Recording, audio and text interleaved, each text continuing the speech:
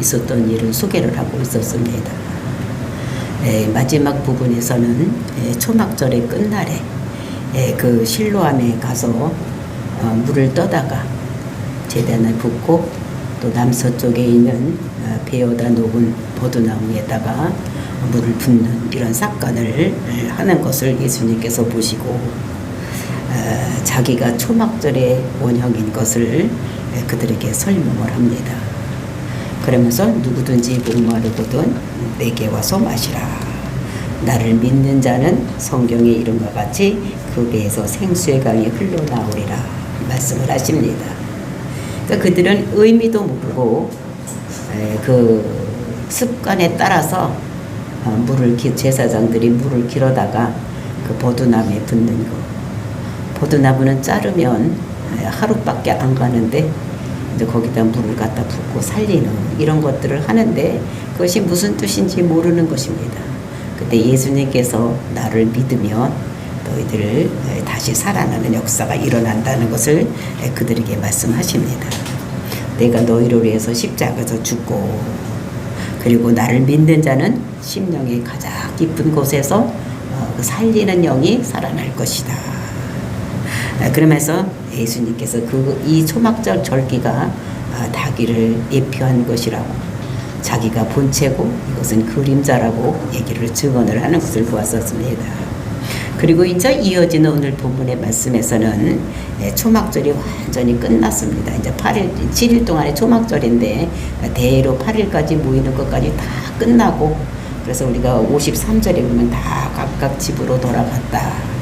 그러니까 사람들은 다 집으로 이제 짐을 싸가지고 가고 그리고 예수님께서는 감람산으로 가셨다가 다시 이제 아침이 새벽이 되어서 돌아와서 이제 거기에 또 모인 사람들 성전에 모이는 사람들을 가르치는 그렇게 하고 있을 때에 그때에 그 유대의 종교 지도자들이 이제 또 그를 힘들고 어렵게 만들려고 죽이려고 또 현장에서 가늠한 여자를 데리고 와서 그를 물어보는 것입니다.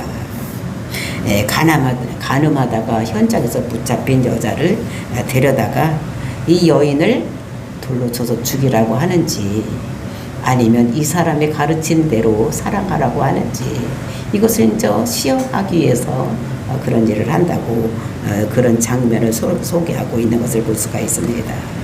그러니까 이 여인을 어떻게 처벌할 것인가.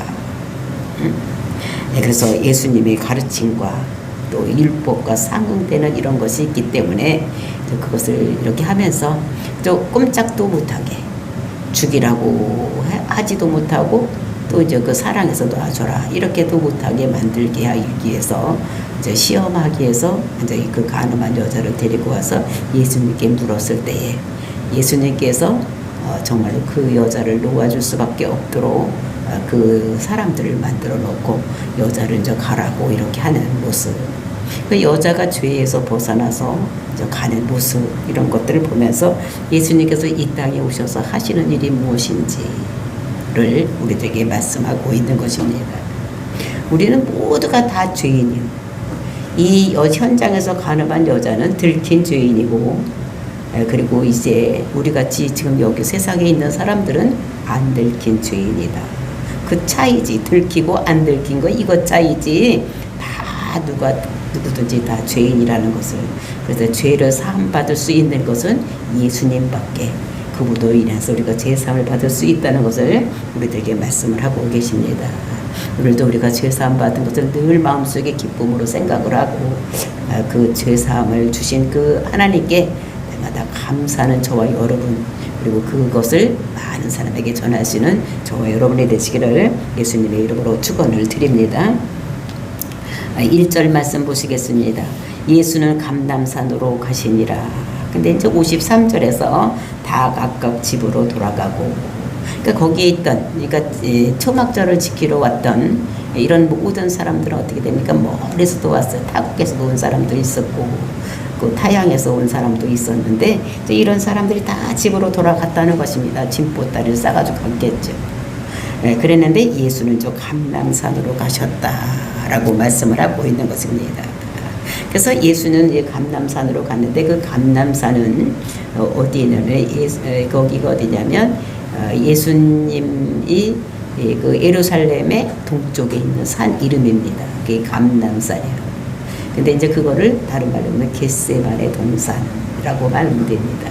그러니까 예수님께서는 우리가 누가복음의 거를 보면은 습관적으로 거기 올라가서 기도를 하시는 이런 모습을 볼 수가 있습니다. 그러니까 그 절기를 지키러 오든지 하여튼 예루살렘에 오면은 습관적으로 가서 거기서 기도를 하는.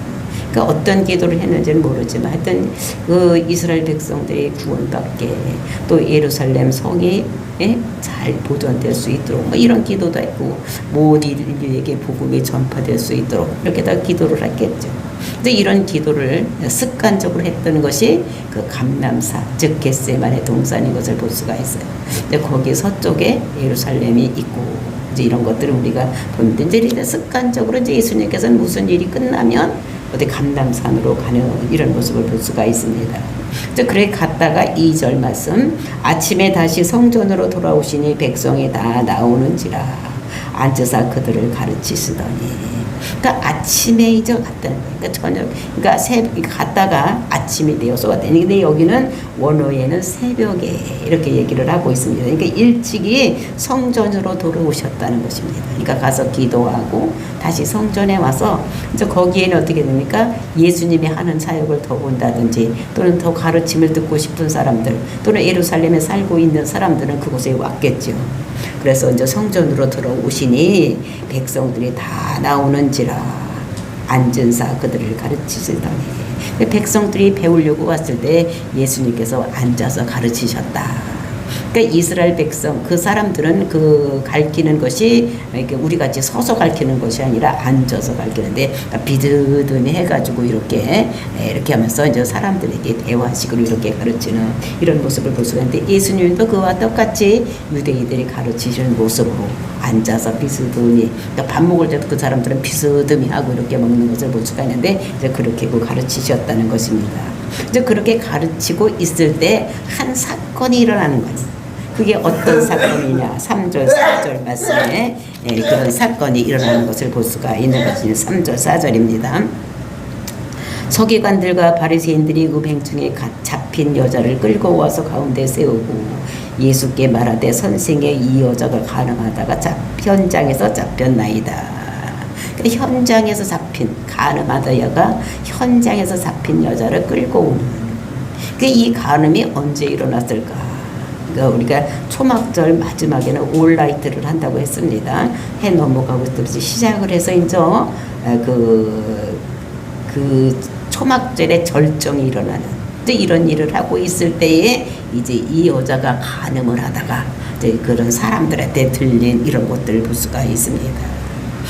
그것이 이 사람이 이제 이렇게 끌려왔는데 이 사람들이 이것을 어떻게 해야 되는지를 알아보기 위해서 그러니까 많은 이 사람들이 서기관과 바리새인들이 이 예수님께 나와 보니까 많은 무리들이 어떻게 됩니까? 이 사람들을 가르치고 있는 거예요. 그전에는 자기들을 따르고 자기 가르침을 받고 있던 사람이 딴 사람한테 가서 그 가르침을 받고 있는 것을 보니까 서기관과 바리새인들이 속이 뒤집어지는 것입니다. 그러니까 보통 사람 같은 그러니까 잘된 그러니까 하나님께 영광을 돌리는 일을 하는 사람이라면 이 서기관과 바리새인들이 그런 일을 해야 되는데 그런 일을 자기의 영광을 받으려고 생각했기 때문에 자기에게 있던 사람들이 자기에게 쏠렸던 이런 사람들이 이 예수님한테 가서 모든 말씀을 듣고 그에게 순종하고 사는 것을 보면서 말씀을 듣는 것을 보면서 이 서기관과 바리새인들이 속이 뒤집어진 것입니다. 그러니까 자기들이 영광을 차지해야 되는데, 근데 예수님한테 가서 모든 사람들이 가르침을 받고 있기 때문에 화가 나니까 이 사람을 어떻게 하면 잡아 죽일까? 궁리를 많이 했겠죠. 이 사람을 어떻게 하면 죽일까? 그러니까 7장에서 체포영이 내렸었습니다. 근데 체포영이 내렸는데 그 사람들도 가서도 잡아오지를 못하는 거예요. 그러니까 이 사람들이 어떻게 하면 이 사람을 잡아 죽일까? 이 궁리 저 궁리 하다가 그 올라이트 하는 밤에 가늠한 여자를 만나서 옳거니 이거를 가지고 가서 우리가 이 사람의 올무에 걸려야 하게 해야 되겠다. 응? 이 사람은 우리가 율법에 보면 현장에서 잡힌 여자는 돌로 쳐 죽이라고 했으니까 돌로 쳐 죽이는지, 아니면 그가 마태복음에서 얘기하는 그러한 형제들을 사랑하라고 하는 그 사랑을 하고 있는지, 그런 거를 하고 있는, 그러니까 이러지도 저러지도 못하게 이 여자를 이렇게 데리고 오는 것을 볼 수가 있는 것입니다. 그러면서 이것을 보면서 그 어떤 사람들이 왔느냐, 바리새인하고 서기관이 왔다고 얘기를 합니다. 그 바리새인이라는 것이 무엇이냐, 파라시요, 파라시. 그러니까 바벨론으로 이스라엘 백성들이 포로로 잡혀갔을 때에 자기들이 하나님 백성인데 하나님이 살아서 있다면 어떻게 우리를 이렇게 할 것인가, 우리가 하나님 믿고 있는데 왜 우리가 다른 이방인에게 와서 종노릇을 하며, 종노릇을 하니까 얼마나 힘들고 어렵겠습니까. 그러니까 이 사람들이 하나님한테 기도하면서 원망도 하고 하나님이 살아있어 없어 막 이렇게 하다가 자기들이 성경을 봤겠죠. 성경을 보니까 우상 숭배하면 어떻게 됩니까? 첫 번에는 질병이 걸리고 힘들고 어려운 일이 생기다가 그래도 말 안 들으면 이제 전쟁이 일어나고, 또 그래도 말 안 들으면 지기하고, 그리고 이제 마지막에는 포로로 끌려갈 것을, 그래 포로로 끌려가서도 잘 안 되면 정말로 밤이 되면 낮을 기다리고 낮이 되면 밤을 기다리는 이런 고통의 세월이 있다는 것을 성경을 통해서 보면서, 아하, 하나님이 잘못된 것이 아니라 우리가 잘못됐기 때문에 우리가 이런 벌을 받는구나, 이렇게 생각을 하고 성경의 말씀을 진짜구나, 정말로 하나님이 살아서 역사하시는구나 라고 생각을 하고 자기들이 어떻게 됩니까? 하나님 말씀을 그냥 믿는 거예요. 1.1핵도 땅에 떨어지지 않도록, 그러니까 토시 하나도 빼놓지 않으니까 다 예우고 이거를 믿는 사람들이 파라신 것입니다. 그리고 이제 서기관이들이라는 것은 누구냐?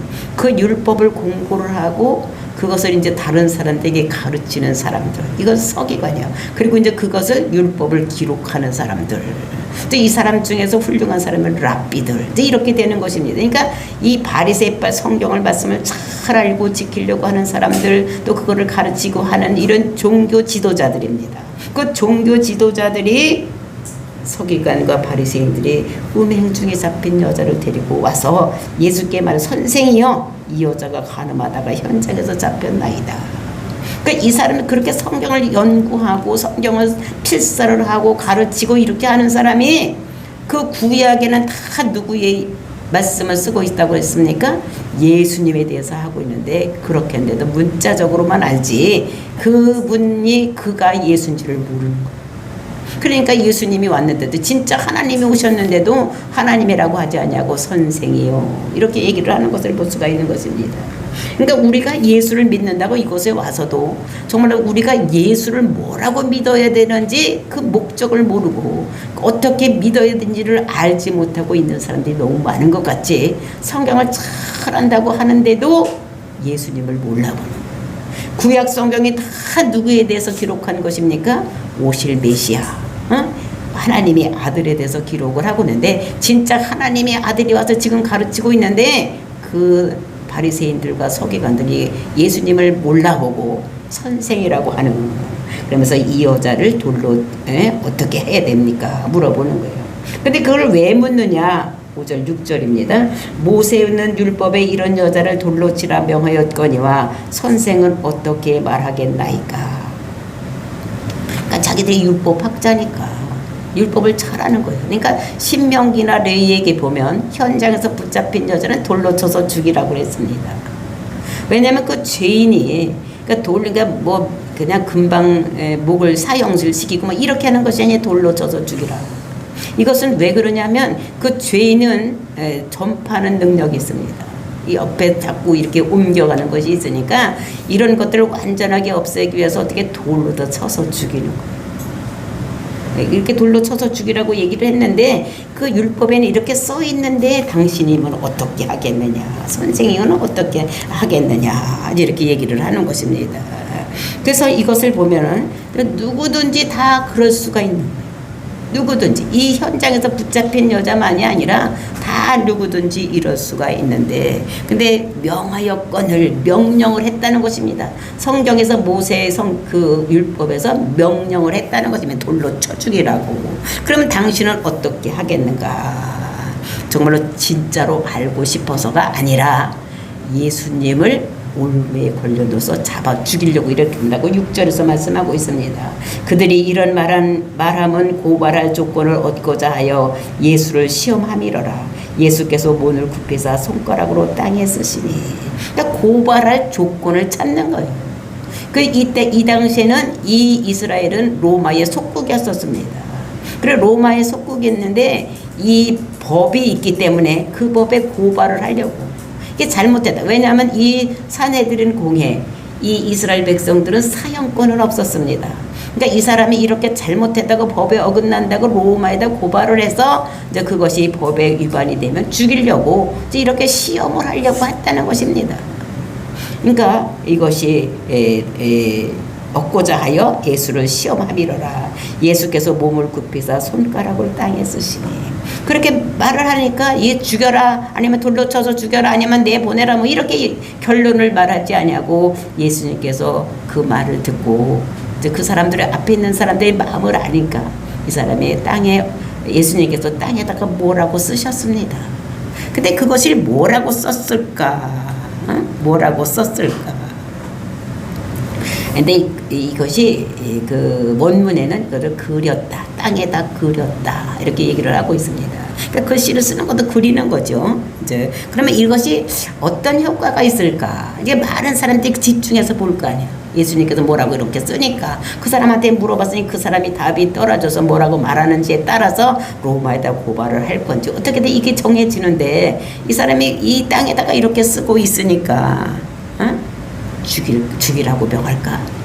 아니면 그냥 내보내라고 할까? 뭐 이런 생각을 하고 그 예수님을 보고 있었습니다. 이거 한참 있으니까 그 사람들이 현장에서 막 붙잡힌 여자를 들고 왔으니까, 야, 이 사람 어떻게 하나 우리 한번 가서 보자고 막 흥분에 들떠서 있는 이 사람들, 모든 사람들이 다 예수님께 집중이 되어 있을 때, 그래서 이렇게 쓰니까 그 흥분됐던 마음을 가라앉히는 이런 시간을 갖고 이렇게 이제 예수님께서 땅에 쓰시는 이런 모습을 볼 수가 있습니다.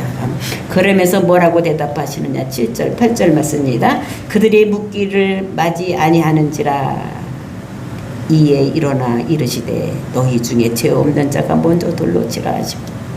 이제 그 사람들이 와서 이 사람을 돌로 이 사람을 죽여야 됩니까? 어떻게 됩니까? 막 흥분이 돼서 이 사람 저 사람 막 떠드니까 거기다 뭐 말을 할 수 없으니까, 그다음에 이제 그 흥분을 가라앉히기 위해서 밑바닥에 이렇게 쓰고 있었더니 그새 뭐라고 쓰나 이렇게 보니까 조용해졌겠죠. 그러니까 예수님께서 그들에게 말을 하는 것입니다. 뭐라고 하면 이제 앉았다가 일어나가지고 말을 하시는 것입니다. 너희 중에 죄 없는 자가 먼저 돌로 치라 하시고, 너희 중에서 죄 없는 자가 돌로 치라고 하는 것이라는 것입니다. 그 예수님이 대답은 이 율법에 이렇게 썼으니까 니들대로 마대로 돌로 쳐서 죽여라, 아니면 죽이지 말아라, 뭐 이렇게 하는 것이 아니라 너희 중에 죄 없는 자가 먼저 돌로 쳐라 이렇게 돼 있어요. 우리가 신명기를 보면은 그 사람을 이제 돌로 쳐서 죽였을 때에 이것을 아무나 쳐서 죽이지 못하게 하기 위해서 장치를 해놓은 곳이 있습니다. 그러니까 와서 이렇게 돌로 쳐 죽일 때에 그 증인된 사람이 어떻게 되냐면 그 사람을 먼저 돌로 치는 거예요. 응? 내가 진짜 이걸 봤다고 증언하는 사람.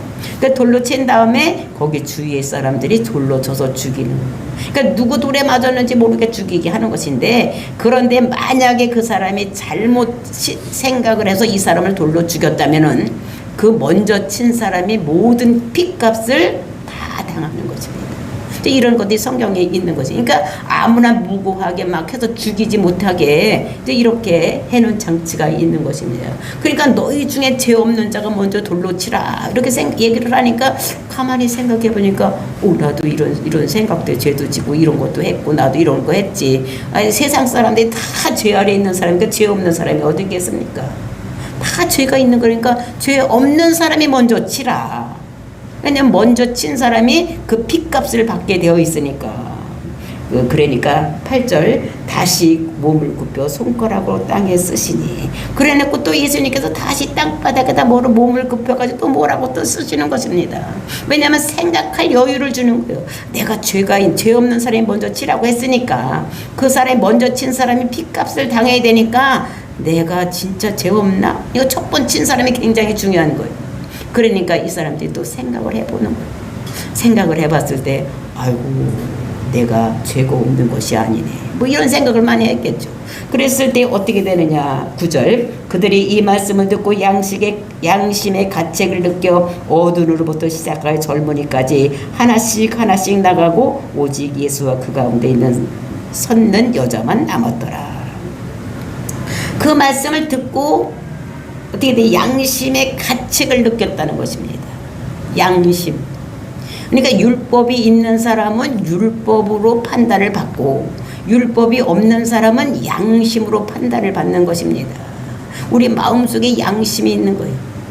그래서 가책을 느끼고 막 이렇게 되는 이런 것들을 볼 수가 있는데 정말로 우리가 양심에는 우리 마음이 정말로 내가 죄를 지으면 내가 죄에 대한 가책을 느끼고 그 다음에 내가 또 어떻게 하면 송사하는 것도 있는 것입니다. 그러니까 양심으로 송사하고 또 변명하게 되는 것이 있는 거예요. 아, 내가 잘못했구나. 너 참 또 죄인이다. 이런 것도 있고 우리 양심에는 또 뭐가 있냐면 또 변명하는 것도 있는 것입니다. 양심에는 두 가지 기능이 있는 거예요. 송사하는 기능도 있고 그 다음에 변명하는 기능도 있는데 만약에 내가 찔림이 있으면 내가 잘못한 것을 내가 알면 이것은 찔림이 있는 것입니다. 또 찔림이거나 아니면 이것이 변명해서 내가 진짜 한 것이 떳떳하다고 생각할 수도 있는 것이에요. 그러니까 송사 기능이 있고 너 잘못했잖아. 이렇게 찔림이 우리에게도 올 수가 있는 것입니다. 근데 이 양심은 딴 사람은 속이지만 나는 못 속이거든. 그러니까 내 속에서 내가 그때 잘못했지. 이런 찔림이 송사를 하면 우리가 찔림이 있고 그리고 이제 내가 나는 뭐 내가 고의로 한 것이 아니고 이렇게 변명한 그러니까 떳떳한 것이 된다는 것입니다. 이런 것이 있는데 그래서 잣대가 굉장히 중요하다는 것을 우리가 알아요. 그러니까 누가 옳은지 내가 진리라면 부끄럽지 내가 부끄럽지 않는 거예요. 내가 진리대로 살았으면 내가 잣대를 어떤 잣대로 가지고 있느냐에 따라서 그러니까 율법이 잣대요. 그러니까 율법이 없는 사람은 양심이 잣대가 된다는 것을 여기서 말씀하고 있습니다. 그랬을 때 다 어떻게 양심의 가책을 받은 거예요. 자기들도 이 여자는 현장에서 붙잡혔지만 현장에서 안 잡힌 죄인들이 와가지고 이 붙잡힌 죄인을 어떻게 하는 거예요. 그러니까 우리도 다 어떻게 되면 법적으로 다 따지고 양심 다 하면 우리도 어떻게 교도소에 가서 있을 사람들입니다. 근데 교도소에 있는 사람들은 그것을 잡혔고 그것이 발각이 되었고 우리 같은 사람들은 어떻게 발각이 안 된 사람이에요. 그러니까 모든 사람들은 다 죄인인 것을 우리가 여기 말씀하고 있는 것입니다. 그래서 양심의 가책을 봐서 어른으로부터 시작해서 젊은이까지 다 돌을 놓고 갔다. 그러니까 가만히 오래 살면 오래 살수록 어떻게 됩니까? 죄가 더 많았겠죠. 갓 태어난 애들보다 몇십 년 살고 한 80, 90 막 이렇게 살았으면 점점 살수록 어떻게 죄를 더 짓게 되어 있었으니까 모든 사람들 다 생각하는 것이 다 죄인 거예요. 그러니까 이 나이 많은 사람부터 다 어떻게 옛날을 생각하면서 내가 이런 죄도 졌지 내가 죄인이 아닌 것이 아니지 이렇게 생각을 하고 어떻게 됐답니까? 전부 돌아갔다는 것입니다. 그래서 남은 사람은 그 여자하고 예수님만 남아있는 거예요. 심판받으러 왔던 그 여자와 예수님만 남아있는. 그랬을 때에 10절 말씀 예수께서 일어나사 또 예수님께서 일어나시는 것입니다. 그러니까 예수님은 앉았다가 일어났다가 또 앉았다가 일어났다가 근데 이런 것을 반복하시는 것입니다. 여자 외에 아무도 없는 것을 보시고 이르되 여자여 너를 고발하던 그들이 어디 있느냐 너를 정죄한 자가 없느냐. 그러니까 여자여 너를 고발하던 자가 어디 있느냐. 예수님 이 여자가 들렁들렁 보니까 아무도 없는 거예요. 자기를 죽이려고 막 끌고 왔던 이런 사람들이 그들이 어디 있느냐 고발하던 자들이 어디 있느냐 너를 정죄한 자가 없느냐 물어보는 것입니다. 이 여자가 대답하되 주여 없나이다. 보니까 없는 거예요. 자기를 그렇게 죽이려고 막 끌고 왔던 이 사람들이. 근데 끌고 왔대 그냥 끌려고. 이 여자는 가만 죽으니까 안 잡혀서 올라고 몸부리면 쳤을 테고. 이 사람들은 어떻게 예수님께서 자기들이 영광을 받아야 되는데 예수님이 영광을 가로채갔기 때문에 그냥 그 여자를 데리고 와서 예수님을 이제 고발할 조건을 짝해서 이렇게 하니까 안간 힘을 쓰고 데려왔겠죠. 근데 이 여자는 지금 간음죄로 고소를 당하는 거 보니까 이 여자는 유부녀예요. 남편이 있는 여자예요. 왜냐하면 성경에 보면은 유부녀가 남편이 있는 자가 간음을 하면 돌로 쳐 죽이지만 처녀 총각이면 그 사람은 어떻게 되냐면 처녀면 그 장인한테 가서 돈을 주고 그 사람하고 결혼하면 되는 것입니다. 그렇게 알아서 성경에다 말씀하고 있어. 처녀면 그 사람이 좋다고 그러면 그냥 서로 결혼시켜라. 그러니까 그 남자가 그 여자 부모님한테 갖다가 돈 갖다 드리고 그리고 갖다가 같이 살면 되는 것입니다. 근데 그 여자가 안 살려고 하면은 안 살려고 하면 살 수 없고 그 여자가 좋다고 하면 돈만 갖다 내고 살면 되는 거예요. 이런 걸 보니까 이 여자는 가늠한 여자가 어떤 여자냐면 부인인 거예요. 다른 남편이, 그러니까 남편이 있는 이 여자가 간음을 하는 사건인 것을 볼 수가 있습니다. 그랬을 때 그 여자가 대답하되 주여 없나이다. 그러니까 큐리오스 나의 주인이시오. 왜냐 죽을 수밖에 없는 거예요. 이래나 저래나 자기는 죽을 수밖에 없고 예수님도 올무에 걸릴 수밖에 없는데 이런 일을 어떻게 되면 어떻게 한마디로 죄 없는 사람 돌로 치라. 이 말 때문에 어떻게 됩니까? 이 여자가 살아나는 이런 것들 보니까 엄청나게 이분이 내 생명의 주인이구나. 이런 신앙 고백을 하는 것을 볼 수가 있는 것입니다. 그런데 우리가 생각해야 될 것은 이런 간음한 여자를 현장에서 잡힌 여자를 어떻게 돼요? 간음하다 잡힌 여자를 돌로 쳐 죽이라. 이거 누가 한 말입니까? 성경에 쓰인 것은 하나님이 말씀하신 거예요. 근데 하나님 말씀하신 거를 이 예수님께서 이렇게 어떻게 그렇게 행하지 않고 이렇게 돌려보내도 되는 것입니까? 그리고 너는 가라고 이렇게 할 수가 있는 것이냐? 예수님이 돌로 쳐서 예수님께서 죄가 없으니까 예수님께서 돌로 쳐서 죽여야 될 거 아니야. 근데 왜 가라고 그래? 나도 너를 정죄하지 아니하노니 가서 다시는 죄를 범하지 말라. 왜 가라고 하느냐? 딴 사람 다 죄가 있어서 그 사람들 다 갔으니까 나는 죄가 없으니까 너는 내 돌에 맞아 죽어라. 이렇게 해야 될 거 아니에요. 그렇죠? 왜 하나님께서 그런 사람은 그렇게 죽이라고 했으니까 하나님 말씀을 잘 순종해야 되는데 이 예수님께서는 그렇게 하냐고 나도 너를 돌로 치지 않겠다는 거예요. 왜 이렇게 말할 수가 있는 것입니까? 나 너 죄를 말하지 않겠다. 응? 정죄하지 않겠다. 죄를 죄로 여기지 않겠다는 것입니다. 이것은 예수님께서 앞으로 6개월 이후에 자기가 이 여자의 죄를 짊어지고 자기가 죽을 것을 바라보고 이 여자의 죄를 사하고 이렇게 말하고 이 여자가 뭐라고 했는데 신앙 고백을 했기 때문에 주여 없나이다. 그러니까 튜리오스 나의 주인이시여 이렇게 신앙 고백을 했기 때문에 이 여자의 죄를 자기가 짊어지고 죽을 것을 내다보고서 어떻게 됩니까? 가서 다시는 죄를 범하지 말라 이렇게 말씀하시는 것을 볼 수가 있는 것입니다. 정말로 이 여자는 죄 때문에 죽을 것인데 예수님께서 죄를 사해 주시고 정죄하지 않고 살아서 가는 이 여자 마음 그것이 얼마나 기뻤겠습니까? 그 죄를 사함 받는 사람들의 뭐냐면 산 거예요. 우리가 고린도후서 5장 17절을 보면 그리스도 안에 있는 자는 결코 정죄함이 없다. 요한복음에도 이렇게 로마서에도 한장이 있고 그리고 이제 우리는 다시 태어나는 피조물이다. 예수 그리스도 안에 있으면 새로운 피조물이다. 이렇게 말씀을 하고 있어요. 그러니까 죄에서 태어났던 이런 사람이 다시 다른 사람으로 태어나는 이런 사람이 된다는 구원받은 백성을 말하고 있는 것입니다. 그래서 이 죄인이 예수님의 용서를 받고 있는 것 그것이 우리의 모습 내가 가늠한 현장에 있던 현장년대 내 죄를 예수님께서 대신 짊어지시고 우리를 죄 없다고 하시는 이런 것들이 기독교인 것을 우리에게 말씀하시고, 정말 저와 여러분이 죽을 수밖에 없는 우리들 하나님께서 구원하신 예수님께서 내 대신 십자가에 죽으시고 내가 대신 살아난 것에 대해 감사하는 오늘 하루 되시기를 예수님의 이름으로 축원을 드립니다. 다 같이 기도하겠습니다.